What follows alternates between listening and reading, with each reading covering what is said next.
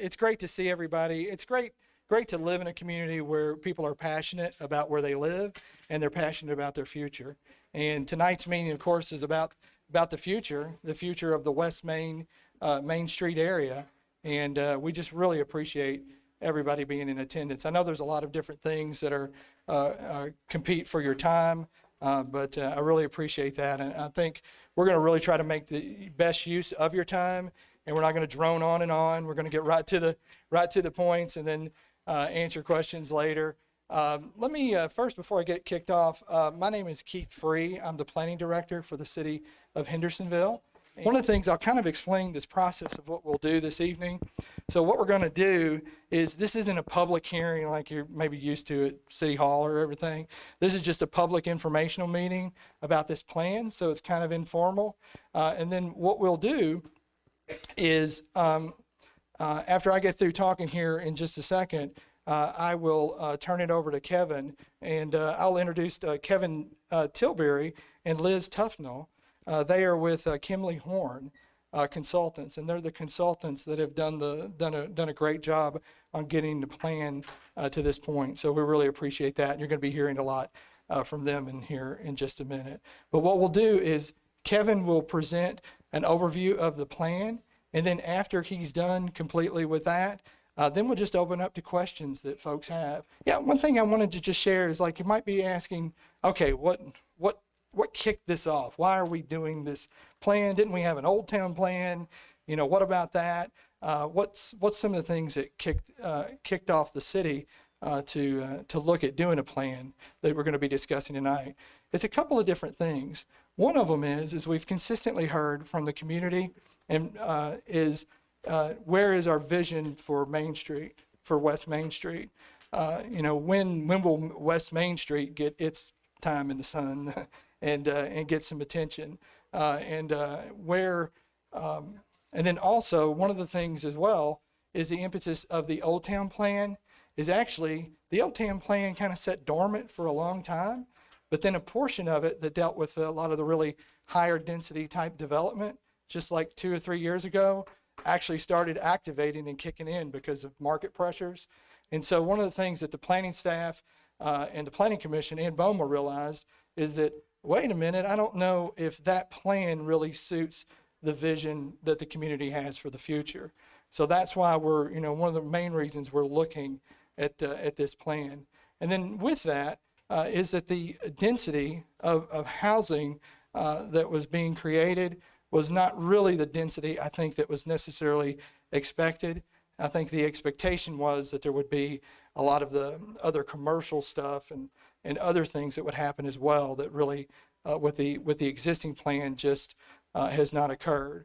So we saw a need where the existing plan of Old Town actually was encouraging more high density multifamily development, where the plan that we're going to be discussing tonight actually is looking to protect those single family residential areas, to where the plan that Kevin's going to be going over in this plan, even though there's some different spots that we have the potential for mixed use development, in the vast majority of all the other areas, unless it's associated with a true mixed use development, no townhomes, no villas, no duplexes, and no multifamily apartments.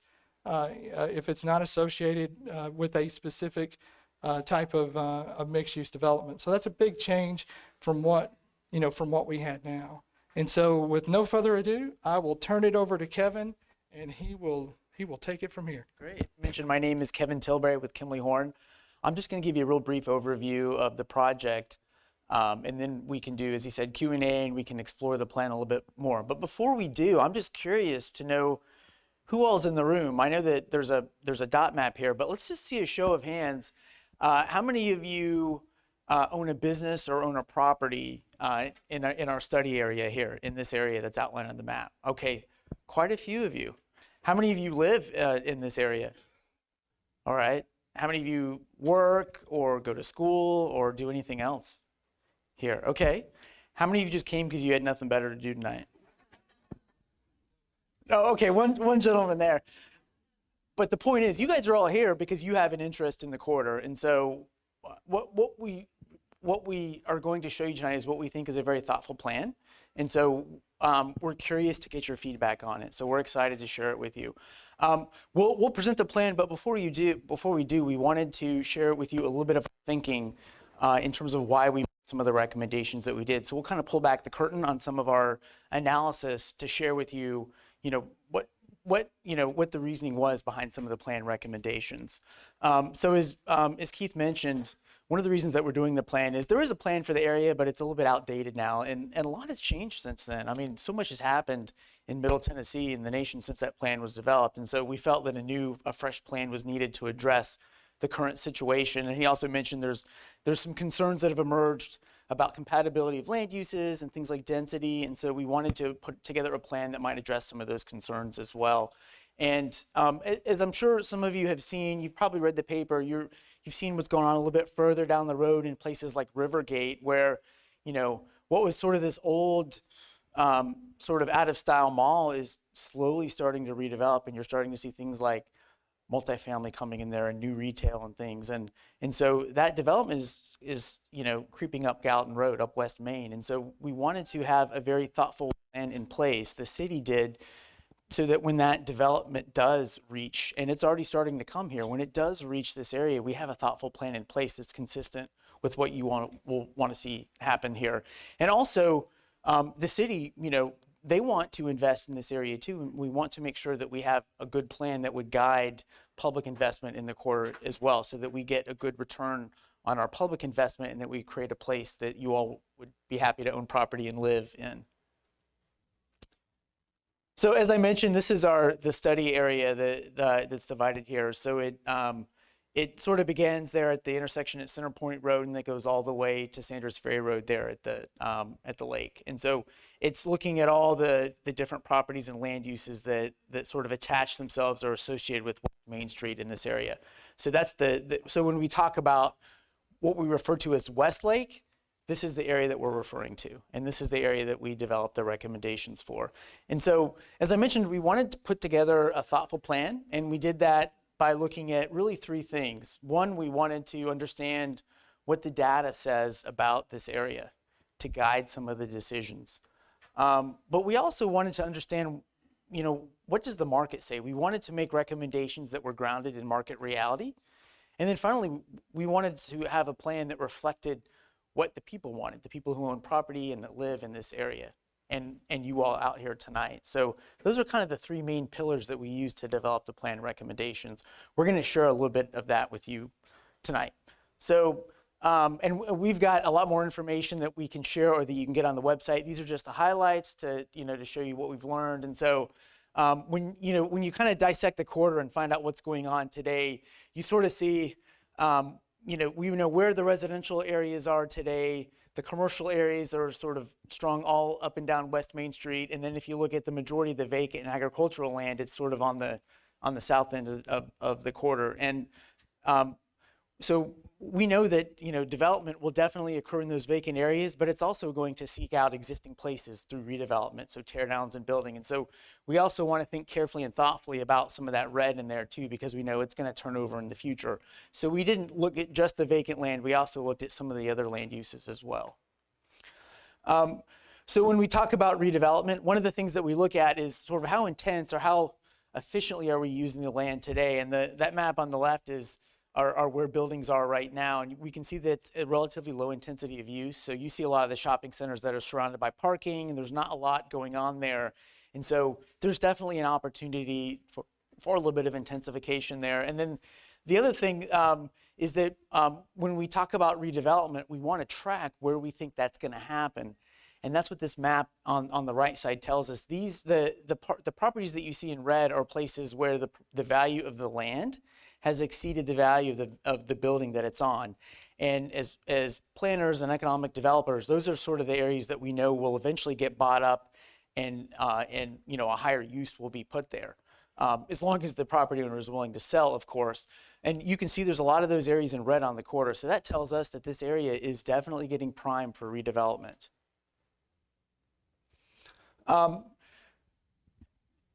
One of the things that we wanted to understand is, what are some other things that would drive development in this corridor that would create change? And there are a number of projects that are going on. I mean, I'm sure you all have seen Music City Studios. That's a major announcement, a major development for the corridor. We consider that what's called a catalyst. In other words, that's not just going to happen on its own. It's going to generate other types of development around it. The other types of catalysts that we see, one of the things that we heard is there's a lack of sewer in some areas of the corridor. There is a sewer expansion project that is getting ready to start. That's going to basically create sewer for the entire corridor. That's going to be a generator of development. And then some of the road projects, the realignment of Old Shackle Island and Walton Ferry. So these are all public investments that signal to the private sector, hey, the city's investing in this corridor. We should invest in it as well. Of course, there's West Main itself. It's sort of a blessing and a curse. The blessing is that from a market or business standpoint, all the cars that travel up and down West Main every day, over 30,000 cars per day, that's going to drive new development. But at the same time, it's also sort of a barrier in the community too, because it is a big wide road. It doesn't really have a lot of character right now. There's a lot of pavement out there, and it's sort of a barrier in the community. So it's a little bit of good and bad. And then as I'm sure you've noticed, and we've heard when we've talked to a few of you one-on-one, is that in addition to traffic concerns, just the overall sort of aesthetic of the corridor is something that you would like to see be improved or changed, because this is our gateway into Hendersonville. We want to have something that looks maybe a little bit nicer as well. So I mentioned the market. We did a market analysis of this area, and so we essentially looked at what types of people are living here, are going to move here, what types of investment decisions are they going to make, and that would help us draw conclusions about what we think the type of market demand would be. And Hendersonville is not just families. There are a lot of different demographics that are represented here. There's a lot of young professionals that are moving here, a lot of empty nesters. So people like my wife and I, our kids are grown or gone off to college, and now we're finding different places to live. A lot of that we're seeing here, and then also families are living here as well. But there's definitely a much broader demographic than maybe there was at one time. And so we've got a lot more detail on the website, but these are the highlights. These are the sort of the three things that we see stand out in the market. As you're probably aware, there's a lot of demand for residential right now. And that's especially true for this quarter. So the strongest demand from a market standpoint is for residential. But the key is we need to think of areas where it makes sense to have residential, not for the entire study area, but strategic locations. And then when you start to have more rooftops come in, that's going to raise your potential for retail. So we are seeing some market demand for retail in the quarter too. Not just in the quarter, but in Hendersonville as a whole. Both for office and retail, there are relatively low vacancy rates, which means there's not a lot of space out there, which means there is a market to build more of that. But you need to have the residential to create that market demand. I'm going to turn it over now to my partner Liz, and she's going to talk a little bit about, we did a couple of outreach surveys, and we talked to some folks, and she's going to share the results of that. Hi everyone, I'm Liz. I've also been working with Kevin on our Westlake plan. And we had a survey online from middle of October to end of November last year, 2021. It was online for about 6 weeks and we got over 340 responses. So we're really happy about that. And in viewing the survey results, we found several key things. Oh, here we go. Oh, there we go. And the top things we heard about were traffic, appearance, shopping and dining options, and safety, both for pedestrians and vehicular safety. So these are some direct quotes that we pulled from the survey. We heard a lot about we want to bring some life back to the area. Some smaller boutique businesses would be preferred as opposed to big box retail. There could be a developing art scene. It just needs some sprucing up. So a lot of the things were very on par with these comments. And in addition to the survey, we also conducted stakeholder interviews with those who have a vested interest in West Main. And this include business owners on the street and those that were recommended that we should talk to about the area.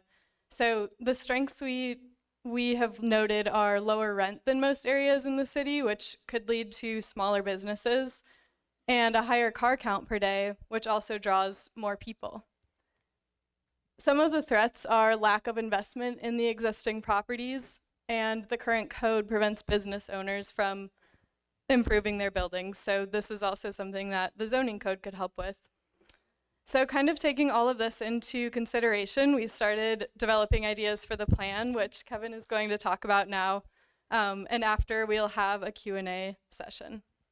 One of the things that we heard, right, is people do want to see new businesses. They want to see retail, but not necessarily chains or corporate. They want to see something a little more local and unique in the corridor. So we definitely took that to heart. And then when we talked to some of the stakeholders in the economic development community, in the real estate community, they said, yeah, development could happen here, but we want to see a public investment in the corridor first, and then the private investment will follow. So those are definitely some of the key takeaways that we heard. All right, so now that we have sort of the background out of the way, now we finally get to the plan. I'm just going to share the highlights of the plan with you here in the presentation, and then we've got more detail in the back, and then we also have on the website as well. So we can definitely dig in deeper, and we're going to make ourselves available after the presentation to talk with you one-on-one as well. Just a sort of an overarching comment on the plan itself. This is just a plan. It's not a regulatory document, I think, as Keith mentioned. So this is not zoning. I want to make that clear up front. This does not require or compel a property owner to do anything right now. If you like the way your property is, you can keep it. What this does do is that if you sell your property, if you want to upgrade or change your property, you need to get a rezoning. This is what is going to guide that rezoning decision or that investment decision, is they're going to consult the plan. So that's the purpose of the plan, is to help set that broad vision so that when we do make changes to zoning, things like that, we know the direction that we want to head. All right, so we thought it would be most helpful to convey the plan in terms of what we see are sort of the six, based on what we learned and looking at the data in the market and talking to you all, what the main priorities are for the corridor. So the first one that we saw was, as we mentioned before, one of the things that we heard from you all in the survey is that we wanted to see some new restaurant and retail choices in the corridor. And so the areas that you see here highlighted are locations where that can happen. So these are the areas where new retail is encouraged, where we can reuse existing buildings and do all those types of things. So I think that's something interesting that I want to point out here too, is that we're not necessarily, when we talk about redevelopment, we're not necessarily talking about scraping a parcel clean and building something new there. There are a lot of good opportunities in the corridor to reuse some of the existing structures and create something unique. That's not going to be, Indian Lake is great, but we don't necessarily want to do just another Indian Lake here. We want to do something a little more unique. We feel like we have that opportunity here. So all the parcels or all the buildings that you see there in black, those are all buildings that are at least 50 years old or older, but they still have value.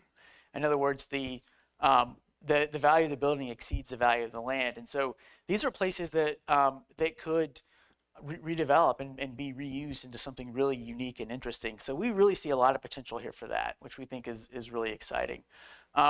The other thing that we wanted to talk to you about is housing. So we talk a lot about density and concerns about density and compatibility, and the fact that there is demand for housing in the corridor, but we wanted to be thoughtful about where that would occur. So I'm going to hand it over once again to Liz to talk a little bit about that. Yes, we definitely wanted to be thoughtful about housing options and not just make the whole corridor housing. But the market did call for housing development. So in these areas shown are where we are recommending housing. In this blue area right here, this is going to be our higher density residential area. These are large accessible vacant lots kind of in the west end of West Main Street and the study area. So very accessible, large lots so we can develop higher density housing. And in this orange area, this will be more of our missing middle housing. So nothing more than 2 to 3 stories tall, mixed in with retail, and this can kind of stimulate growth within the West Main area. I'm going to switch it back over to Kevin to talk about our plan. Thanks, Liz. So, I'm sure a question you have, we talk about housing and you heard the word multifamily, you're thinking, well, is this going to increase density? So we were curious about that ourselves. So we actually did a little bit of analysis and we compared the plan with the current zoning. And so what we found is that if you were to build properties so this is the area on the what we were previously referred to as Old Town. Does anyone want to take a guess at what the total number of dwelling units would be allowed right now under current zoning in that area? Anyone take a stab? All right, I'll take a stab for you. Just under 5,000 units. So that is what is currently permitted right now under current zoning. What our plan recommends, what Liz just talked about, if you were to build that out, you would actually come in at about 2,700 units. So in fact, the plan would result in lower density. In some locations, it might be higher density, but overall, you're going to have a lot less dwelling units than you have under current zoning. So this is just an example. So this is, we took a couple of areas and we zoomed in a little bit closer to try put a little more meat on the bones to show what it could potentially develop and what it could potentially look like. And this is the focus area that we're calling the dockside focus area. This is just south of West Main and in the area that we just talked about. And so, for example, in this case, no more than 2 to 3 stories of residential, and ideally you would have ground floor retail to make that happen too. And so, and we have this board over there, and we'd be more than happy to talk about that in more detail. But when we talk about thoughtful housing options, this is what we're referring to. The other, I talked about catalysts earlier as well, and so one of the things that we want to do with the plan is leverage the catalytic potential of projects. So this is the intersection of West Main and Free Hill. This is where Music City Studios is coming in, and so that's going to drive demand for retail. It's going to drive demand for residential, and so this would, this is potentially how that node at West Main and Free Hill could develop.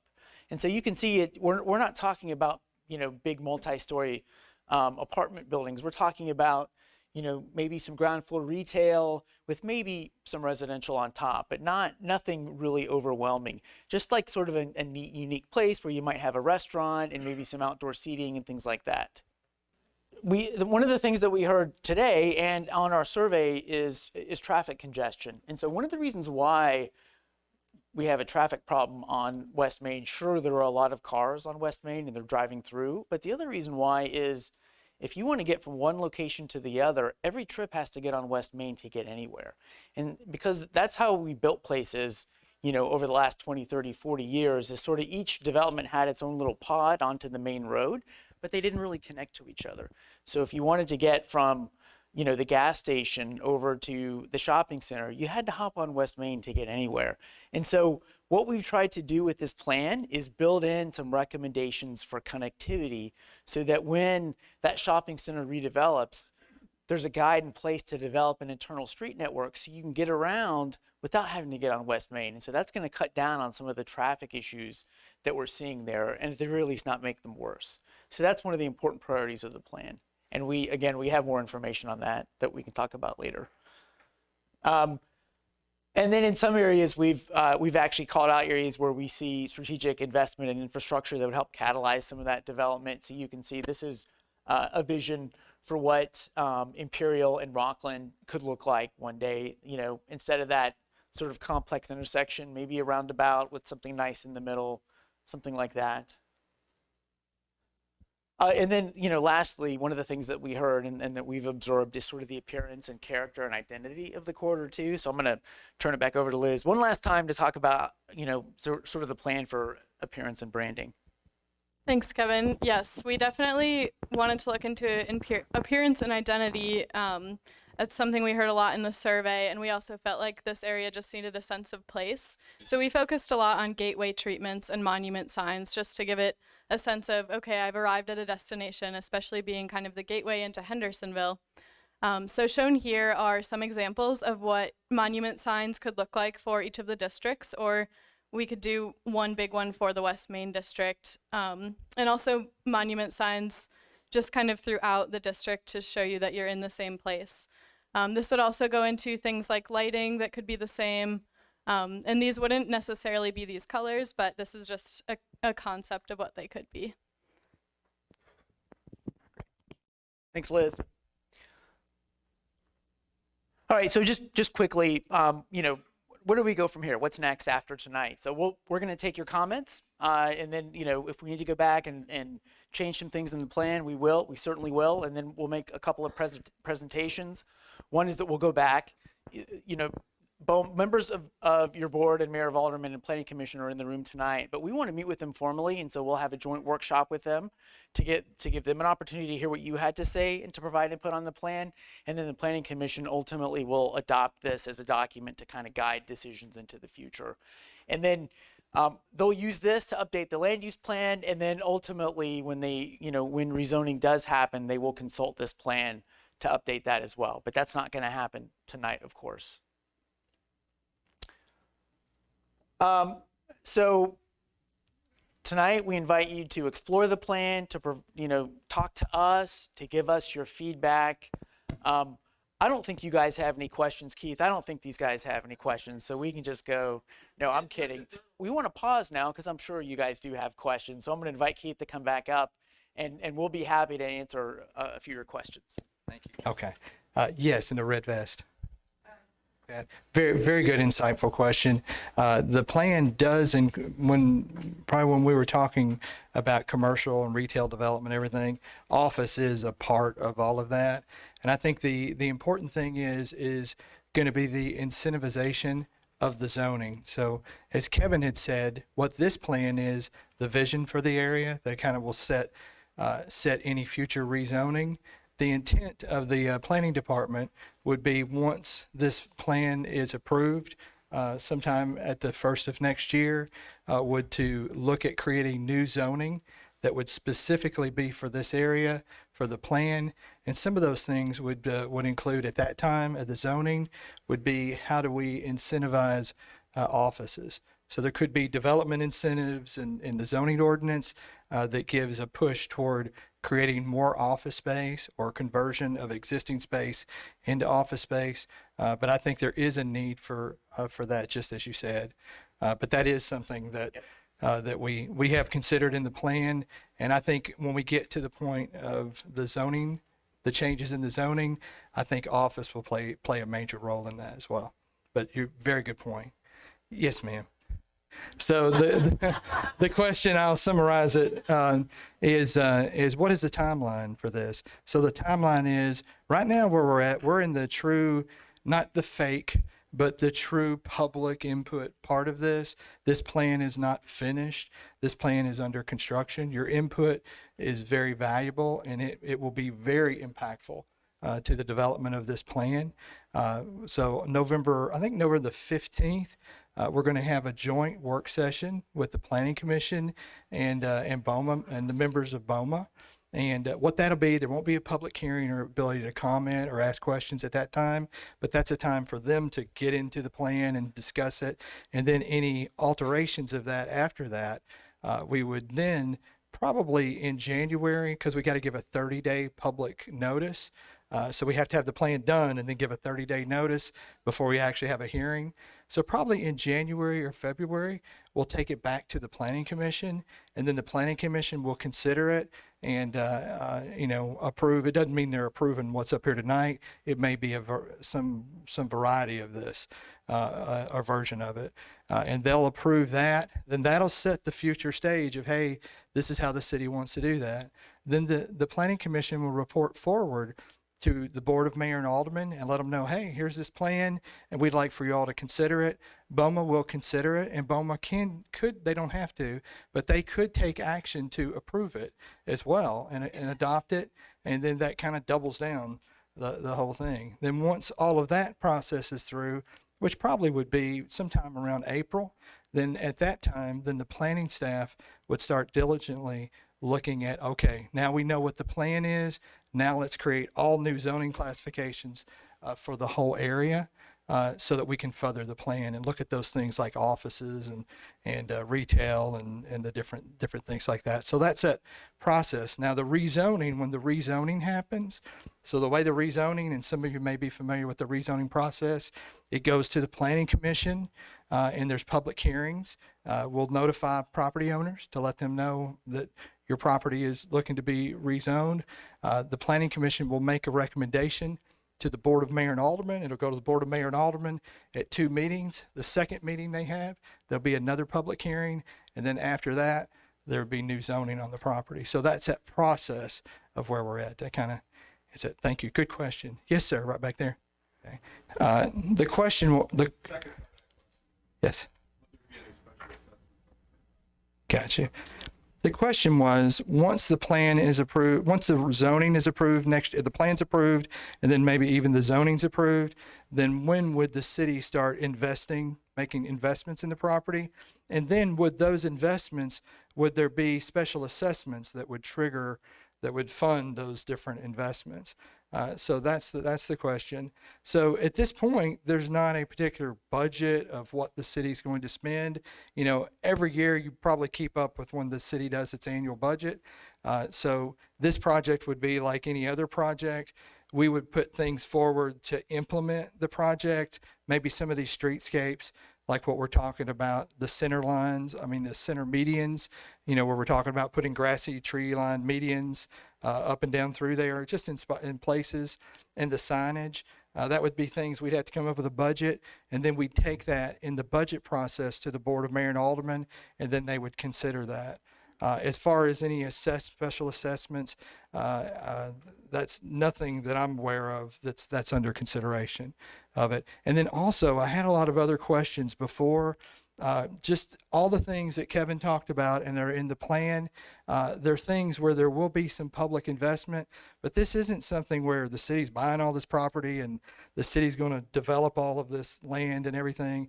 This is really just a vision. There's some public improvements that would be done, but not from the development side.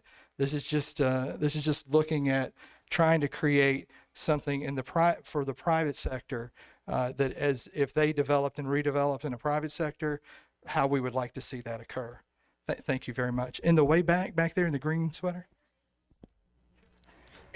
Yes, this was a good question, and a question I've had over the last several years is, do the improvements, the public improvements, include burying those beautiful power lines that run up and down Main Street?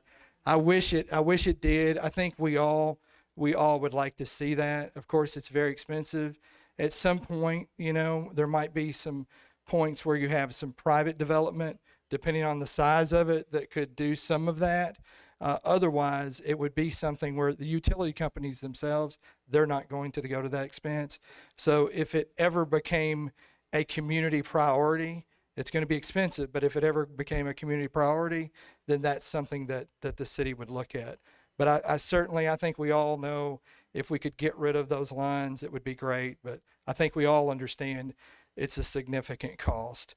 But very, very good question. Yes, sir, in the very back, standing up. So the question was, how far up did we look at doing the grassy tree line medians up Main Street? It's going to be just sporadic up through there. But this map on the very end over here, where it's got A, B, C, D, E, F, G, it shows the areas that we're designating, but it won't be like all, like Indian Lake Boulevard is. It's not going to be all the way up through there. It's just going to be strategically placed where it makes sense. Yeah, I think all of the, what he's saying is with traffic issues, if it goes beyond Sanders Ferry east, then there would be a problem right there. Yeah. But no, yeah. So it would only be in strategic locations. We understand the value of being able to turn left on the corridor. Certainly not at the signalized intersections and a lot of the major, traffic generators. You would want to make sure that there's ability to turn in and out right there, for sure. And you guys would be looking at putting in Cutler roads to get to Main Street from Yep. Yeah, where you see, the question was, we'll have cut-through roads that'll have more connections onto Main Street. Not necessarily the areas when you see over there on the plan where it's in the like little red dashed areas. Some of those aren't necessarily roads. It's really just making sure if there's a development that we have cross connectivity, so we have cross access.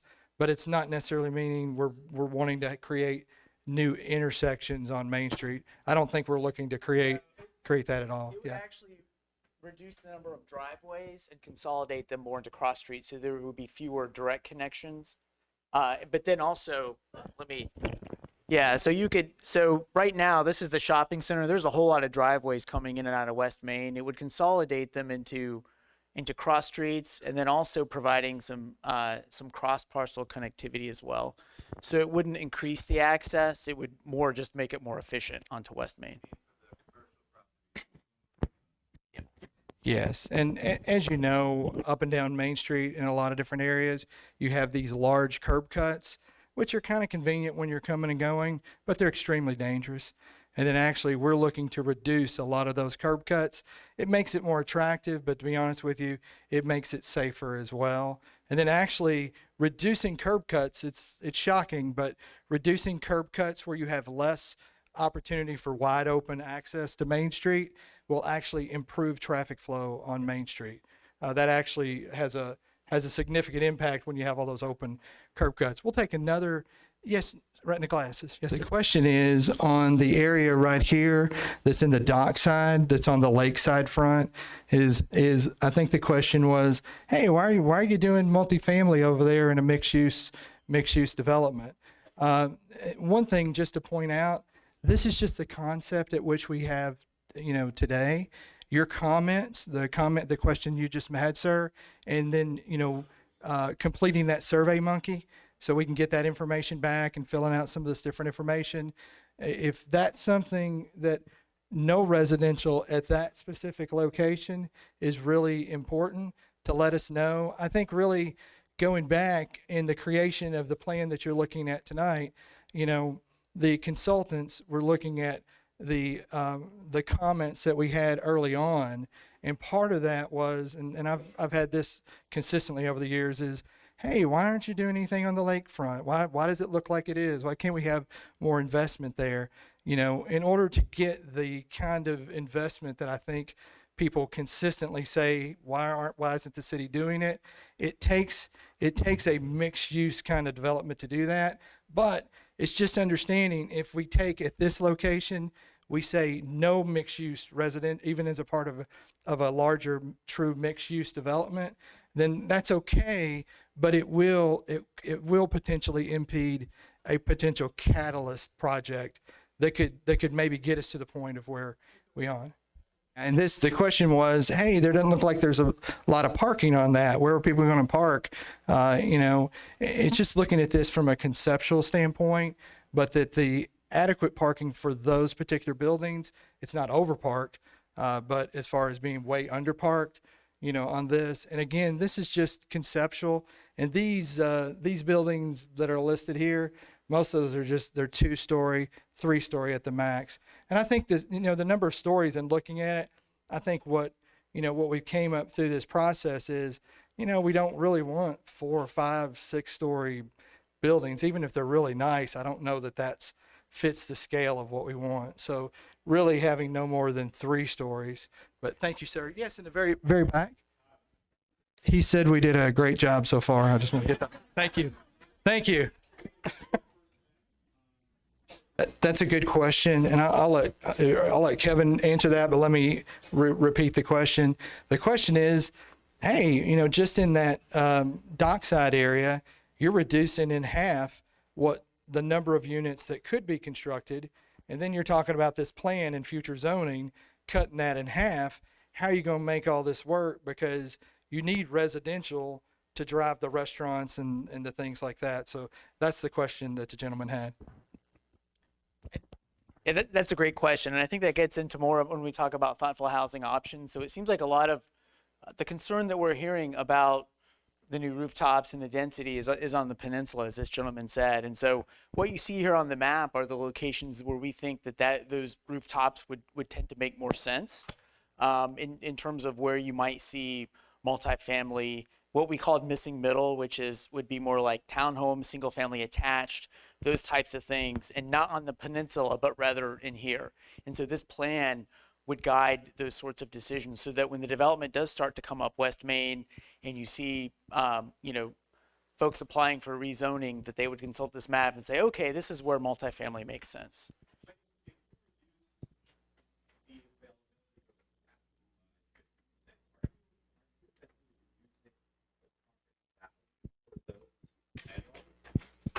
Well, so this is not a rezoning, so we're not compelling, property owners to do anything. It's if they were to come in and request a rezoning, this is what would sort of guide that. But this will not compel them to actually do that.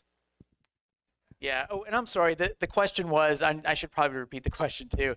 So the question is, if we're effectively reducing the number of dwelling units that can be built there, isn't that sort of taking value away from the existing property owners? And the answer is, in some areas, yes. Yes, compared to the density that you might have been allowed a year ago or that you are allowed now compared to what you may be allowed, in some areas, it will impact that. Because if we're reducing overall density, then we are impacting values on some properties. So it's just kind of, it will impact as we move forward. As you make decisions, there are impacts that could occur. That's a good question. This gentleman right here, I'm sorry I didn't see you earlier. The question is, if you're wanting to target and expand and have more new, like, local restaurants versus chain restaurants, what's the city going to do? How are they going to differentiate between those things? And the thing about it is some of that can be done in the zoning ordinance to push it in that direction. Ultimately, you're right. We can't decide who can and cannot have a restaurant on West Main Street, but we can make it where the reuse of existing buildings, there's a benefit to that, and maybe there's some benefits to what's triggered by planning and zoning and codes on using existing building, and therefore more than likely a national franchise isn't going to use an existing building, so that might be part of that. And then your second question. The question is, in a lot of other communities, they might have, where they're trying to promote local business, have a quota where only 75% of these types of businesses, can operate, and they have to be local. And so what kind of things could the city do? I'm not aware of exactly how that could be done, but I think certainly the city is very interested in investment in an area and invested from a local perspective. So any tool that we had to try to use to do that, we would do that. I just don't know that it's possible to put specific quotas on, but that's a good question. Yeah. Yeah, his question was, will the city be using eminent domain? The city has no intentions of buying anything. So at this point, no. I mean, there's nothing. You see some of the road projects we're talking about, but those are kind of concepts. But there's nothing as far as from the city standpoint that we're planning on buying or using any of our power to buy at this point in time. So I don't foresee that occurring. Yes, sir, right there. Thank you. So the question is what? Yeah. So this is. I haven't asked the question yet. I want to get Okay. clarification on that. So about phase 1, phase 2, 7,500 units total? No. So the question is one on the left, phase 1, and is the one on the right, phase 2? No. So the image on the left is within this area. This is there are about 320 acres where residential development is allowed, and according to zoning, you could build up to 4,800 units on that land. And so in these areas on the right, these are areas. So this area would be resident. So this is preserving the existing neighborhoods, and then this is that unique retail, and this is more the quarter mixed use. There are about 290 acres of residential land under this plan, and the recommended density would yield about 2,700 units if you were to build on all those. What the question is from the gentleman is, okay, so what does the developer going to do with improving the roads if they're doing a project like that? At this time, there is no developer. So this is all just conceptual. There's no developer. There's no developer outside the door. This is all just completely conceptual. And I need to come this way. I'm sorry. And so it's. Yeah. So what happens is just like, for example, say Costco. Costco's a good one everybody's familiar with. So just Costco, they had to do a site plan, and as part of that whole site plan process, then looking at their traffic, there's traffic improvements and road improvements that they're making. So anything within this area, that triggers, oh, wait a minute, that's a pretty big development. You're going to have to do a whole lot of stuff to Sanders Ferry. You may have to rebuild it all along and maybe even past, where you're doing. You might even have to improve the intersection. So all those things, just like when we do anything, you do, what is it, Popeye's chicken out there. So we look at what the impact is on the road. And in a lot of cases, even on small projects, they have to do improvements to the road or to the intersection. So, yes, sir. And so he's asking, so is it all set up where that the developer, if there's a developer of something within this area, and will it pay for the infrastructure improvements that are triggered by it? And the city wouldn't be paying for those improvements. It would have to be the developer. And if the developer says, hey, I don't want to do that to Walton Ferry, or I think you're asking too much to do that on Sanders Ferry, I mean, if the development is triggering the need for that, they can either do the improvement or not do the development. So that's that's just our way that we do it, but it's not just in this area. That's the way we do it across the board, and we'd still continue to do that. But that's a very, very good question. Yes. So the question is, hey, what about the post office? We got this post office, and everybody's coming to it. It's in this area. Everybody in town comes to it. What's going to happen to the post office? Nothing for the post office. There's no dislocation of the existing post office. I think everybody in this room would applaud if we were going to build a new post office, versus the one that we have. But there's no plans in this plan to do anything to the post office or relocate it or anything. That'd be great if it happened, but there's no plans. Yes, in the white. Right. Yes. The question was on the survey that Elizabeth talked about earlier that was done several months at the end of last year.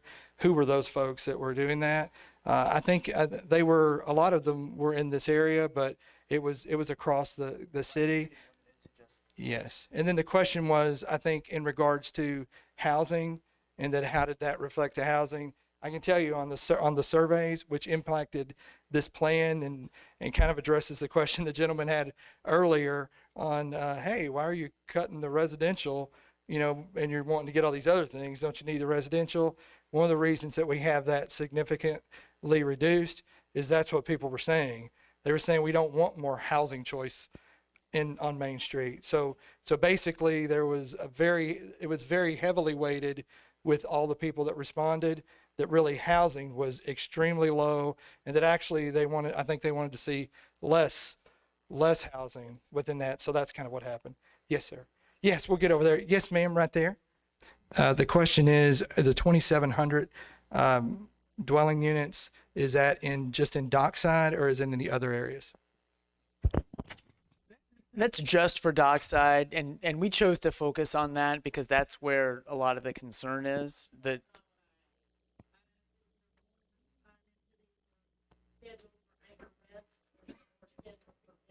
So the question was, is there more residential in the plan for Anchor West and for Midway? And yes, so high density. Right. We don't have that number here tonight, but we can, that's a great question, and we can produce those numbers. We don't have them with us tonight, but really when we, so the question was where would that density be when we talk about, sort of thoughtful housing options? And so when we talk about multifamily, it would predominantly be in this area here. And then when we talk about what we call, does everyone know, we've used the term missing middle quite a bit. Does everyone know what that means when we say that? Okay, that's sort of become a popular term now. It's not apartments, it's not multifamily, but it's not single family either. It's somewhere in the middle, and that's just sort of a new housing trend that's popped up. So those would be things like single family attached homes, quads, those types of things, and that would occur, primarily in the areas that are, and not exclusively. So it would be part of a mixed use development. So if you came in and had some retail and wanted to include some of that, it would be included. And I'll get to your question, ma'am, but here's an example of where, when we talk about that, let me see.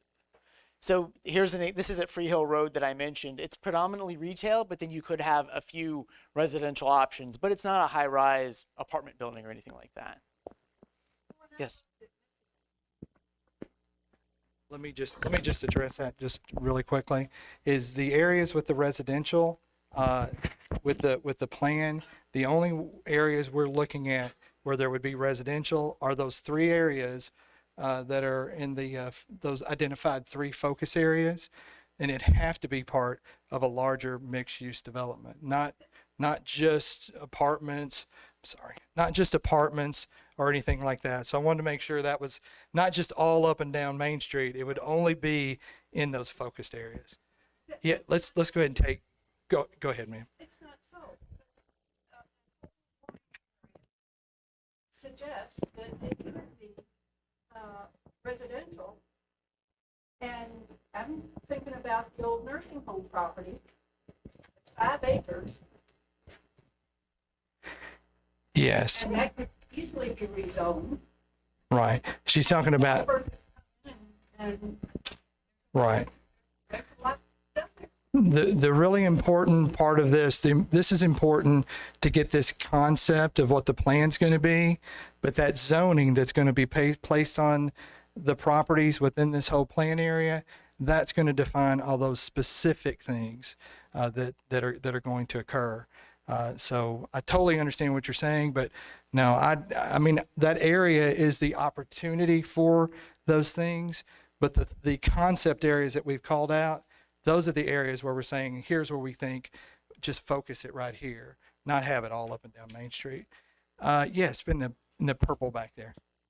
Right. The question is the city looking to incentivize existing strip centers, shopping centers, and older buildings on Main Street to encourage them to be refurbished and revitalized instead of torn down and something new built?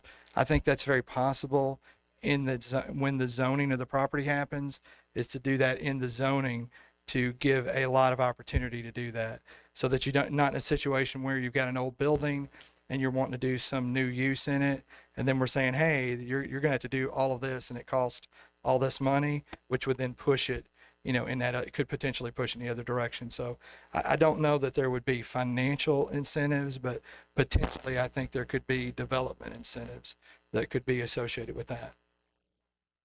Yeah, the question is there's some restrictions on putting sprinkler systems in buildings, and would the city work with businesses to overcome some of those challenges? Those would be things we definitely would look into from an economic development standpoint on incentives, for those types of things. At the end of the day, I mean, the fire code and what our fire code says, or how it could be amended to allow some of those types of things, I think those are all possibilities that we certainly would want to look at. We would want to look at everything to incentivize some of those things that you're talking about. There may be some things we couldn't do, but we're willing to look at and consider anything. Yes, sir, in the blue. Yes, the question is are you looking at the traffic and the number of cars, and then encouraging any development within this area is also acknowledging that there's going to be more traffic.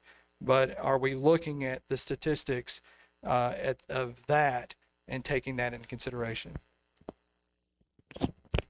Yeah, that's a great question. So yes, we are. So we did look at the amount of traffic volume that's on West Main, and we know that whether this plan is adopted or not, the development is going to increase traffic. And so what we've tried to do is put together a plan that would put that density in the right places. So, for example, we know that people who live on the peninsula don't want, all these units, coming up and down Saunders Ferry Road. So in the plan, we've sort of reallocated that density. We've taken it out of the peninsula and put it elsewhere. And then the other part of that is, Keith mentioned,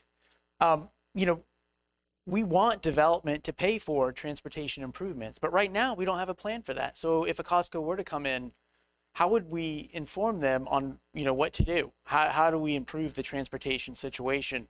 And so one of the things that the plan does is identifies where the new connections would happen, so these are sort of intersection improvements, where those types of things should be located so that when that new development does come in, we have a plan in place that we can say, okay, we think your development's going to generate this amount of traffic. We need you to do X, Y, and Z, to improve the traffic situation. So that's specifically how we're addressing that concern.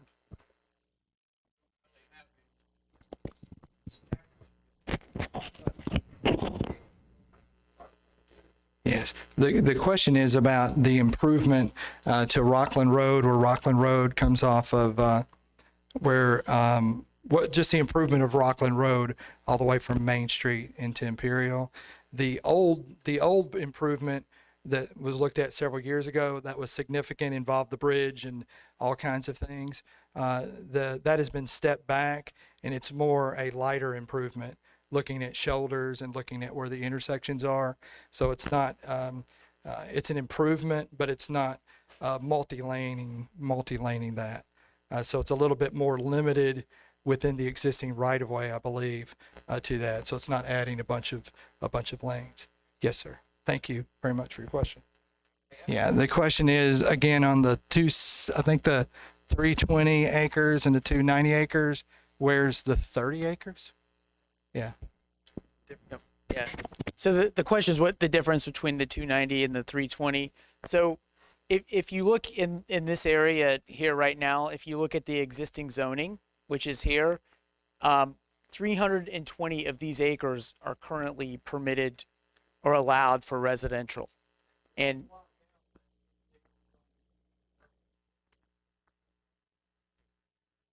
what was the question?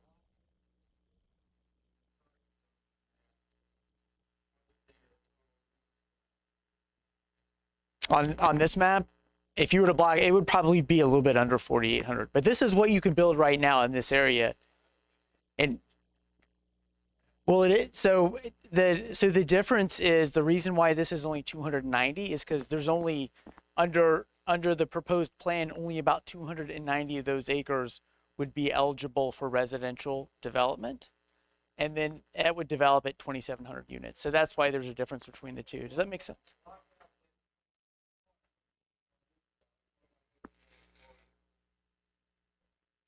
So this is, when you look at the area, this is an apples to apples comparison. It's just that there's not as much land under this plan that would be eligible for residential development. The question or the comment was, did you take into account some of the history of the area, and rather than just tear down and build another Indian Lake, are we going to preserve it? And so that's what we've tried to do, especially in this area with the am I going in the right direction? Yeah, so these are all, as I mentioned, these are all the historic structures that, that we want to preserve. And so, yes, the emphasis in this area, the plan, is residential preservation and adaptive reuse of existing structures, because Hendersonville Center was here at one point. And so you're right, we need to preserve as much of that history as we can.